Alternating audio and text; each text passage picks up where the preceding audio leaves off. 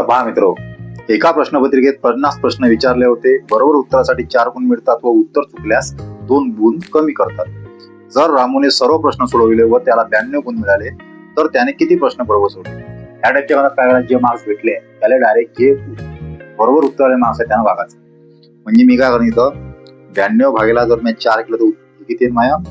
4 2 8 आणि 4 3 12 23 आलं.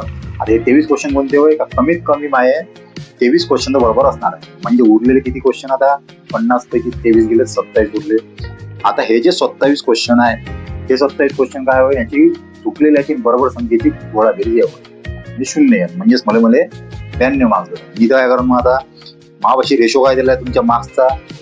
बरोबर आले 4, चुकले तर 2 कमी. 4 2 आहे ना. मग आता याचं जर असं हा जो रेशो आहे त्याच्यात काय करून मी 2 2 4 2 1 2.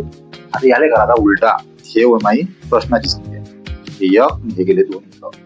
आता हे एकाच 2 जे आहे हे होय माय बरोबर क्वेश्चन आणि हे होय माय उरलेले क्वेश्चन. आता यात काय म्हणायचे माय? उरलेले क्वेश्चन म्हणायचे जे 27.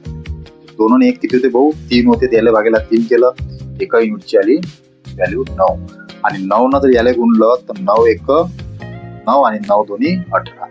म्हणजे 9 क्वेश्चन माय बरोबर आहे उरलेल्यापैकी आणि 18 क्वेश्चन माय चुकीचे आहे. तर 9 हे आणि प्लस पहिले जे भेटले ते म्हणजे कोणते? 23. 9 आणि 23 किती झाले? 9 आणि 23 होते माय 32 क्वेश्चन. म्हणजे आन्सर किती? तिसरं. तर व्हिडिओ आवडला असेल चॅनल सबस्क्राईब करा, लाईक करा.